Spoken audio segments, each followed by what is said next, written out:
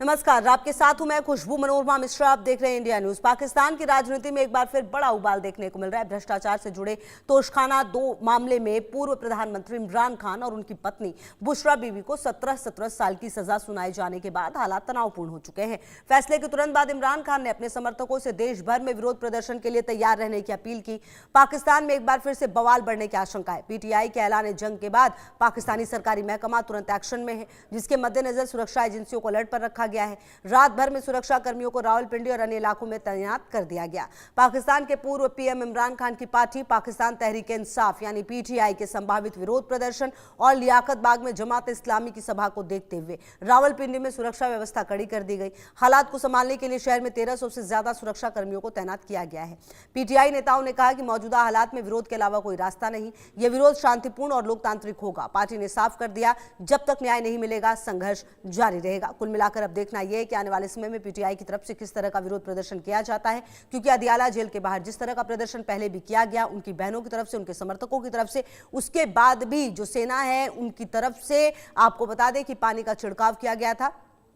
और अब ये देखना है कि किस तरीके से ये जो पूरी स्थिति है इससे निपटते हुए नजर आएगी शहबाज सरकार। तो अहम जानकारी आपको दे रहे हैं, जहां पर आपको बताएं कि ये जो पूरी स्थिति है वो पाकिस्तान में दिन ब दिन और ज़्यादा खराब होती हुई नज़र आ रही है। तो आपको बता दें कि पाकिस्तान में अगर आप सियासी बवाल को देखें तो ऐसे समझिए इस बवाल को कि पाकिस्तान में पीटीआई का ऐलान जंग सामने आया है। जी हाँ, पाकिस्तान में पीटीआई का ऐलान जंग सामने आ रहा है। इसके अलावा जो स्थिति है वो दिन ब दिन खराब हो रही है। इमरान खान ने बड़ा ऐलान किया है। जी हाँ, जैसे इनको सजा का ऐलान हुआ उसके बाद खुद तो नहीं, लेकिन इनकी वकील की तरफ से कहा जा रहा है कि पोस्ट किया गया था।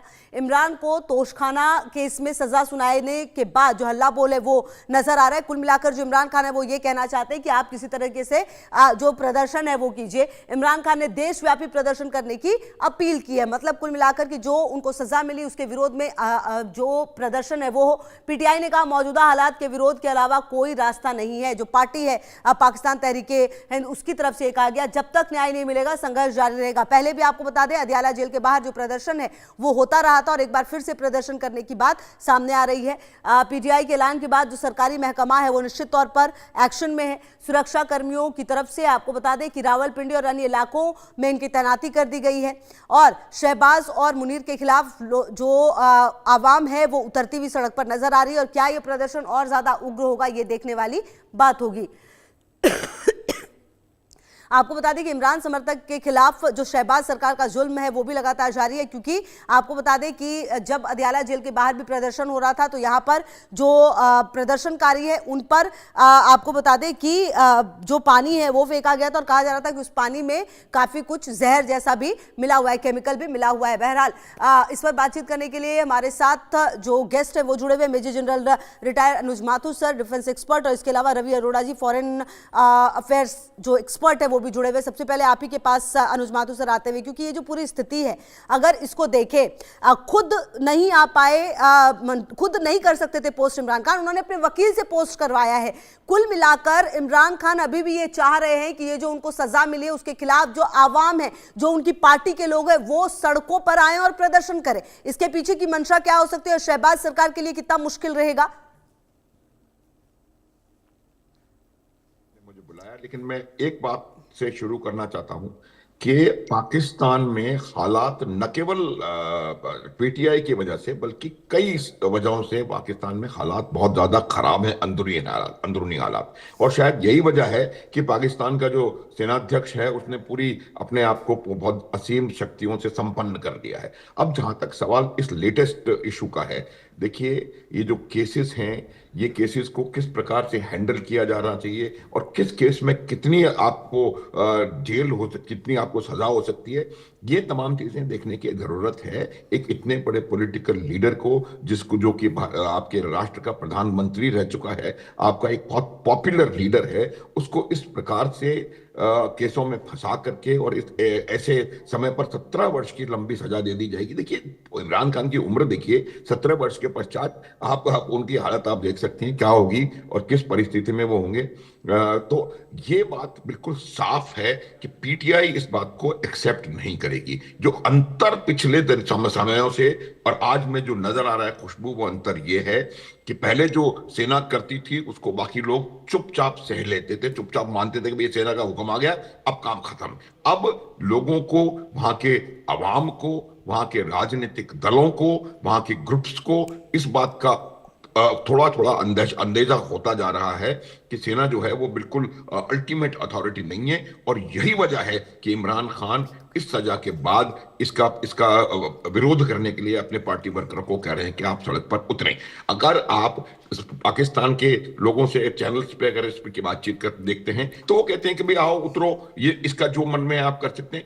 लेकिन मेरा ये मानना है कि इसका बहुत दूरगामी प्रभाव पड़ने वाला है दो वजहों से। पहली बात तो ये है कि उनकी ऑलरेडी खराब हालत है, उनकी सिक्योरिटी फोर्सेस जो हैं वो, इसीलिए मैंने उस बात से शुरू किया था खुशबू, और सिक्योरिटी फोर्सेस हैं वो कई जगह कमिटेड हैं। उसके अलावा उनके ऊपर दबाव है कि उनकी फोर्सेस का कुछ भाग शायद डोनाल्ड ट्रंप गाजा में लगाना चाहते हैं, तो उनकी सिक्योरिटी व्यवस्था पर बहुत दबाव है। उसके बाद जो पाकिस्तान, एक सेकंड और खुशबू, जी जी उसके जी। बाद जो पाकिस्तान के जो आतंकवादी संगठन है उनका दबाव है, उनकी वजह से कुछ अपोर्शन इनको करना पड़ेगा वहां पर। तो ये कुल मिलाकर के एक परिस्थिति सुरक्षा व्यवस्था के लिए विकट बनती चली जा रही है। जी और उस परिस्थिति से निपटने के लिए इनको, और तीसरी जो इंपॉर्टेंट बात है, अब देखिए इमरान ने स्वयं कुछ नहीं कहा है। आज भी मेरा यह प्रश्न रहेगा कि इमरान की स्थिति आज क्या है, किस हालत में है वो, क्या वो उन पे किस प्रकार से उनके मौलिक अधिकारों का और मानव अधिकारों का हनन किया जा रहा है और कैसे उनको जेल में रखा हुआ है। लेकिन इस प्रकार का स्टेटमेंट आना अपने आप में बड़ी बात है, और ये आने वाले समय में जो डिस्टरबेंस वहां पर होने वाला है उसी को दर्शाता है। और इससे आपको पता पड़ना चाहिए कि जिस प्रकार का रिएक्शन है उसका, जी। पाकिस्तान की सिक्योरिटी फोर्सेस का, वो मेरे हिसाब से जितना है उससे ज्यादा करना पड़ रहा है उनको। इसको ओवर रिएक्शन में अगर कहें, आप कहें तो अलाउ करें तो मैं बोलूंगा। और ये ओवर रिएक्शन सिर्फ इसीलिए सर हो मैं, रहा है हाँ कि बिल्कुल उनका सर, आप ये एस्टेब्लिशमेंट। बताइएगा हमें, हम आपके पास जरूर आते। बस एक बार चर्चा में मैं रवि अरोड़ा जी को भी ले आऊं, उसके बाद सर मैं आपके पास भी आऊंगी। रवि अरोड़ा जी, ये जो पाकिस्तान की पूरी स्थिति है इसको आप कैसे देख रहे हैं, और कुल मिलाकर आने वाले समय में पाकिस्तान में हालात कितने ज्यादा बिगड़ सकते हैं? जी बिल्कुल, मुझे लगता है जिस प्रकार से आपका तोशा खाना केस में जिस प्रकार से इमरान खान को 17 साल की सजा हुई है, यह साफ दिखा रहा है कि पाकिस्तान इस तरह आसिम मुनीर के हाथों की कठपुतली बन चुका है। वहां की सरकार, क्या शहबाज शरीफ बचा पाएंगे? मैं समझता हूँ इमरान खान को। मुझे लगता है खुद इस समय शहबाज शरीफ के हाथों से बागडोर निकल चुकी है। पूरी ताकत आसिम मुनीर ने लगा रखी है। वहां की न्यायपालिका, वहां की कार्यपालिका, वहां की विधायिका, सब कुछ कहीं ना कहीं हाथों की कठपुतली बन चुकी है आसिम मुनीर के।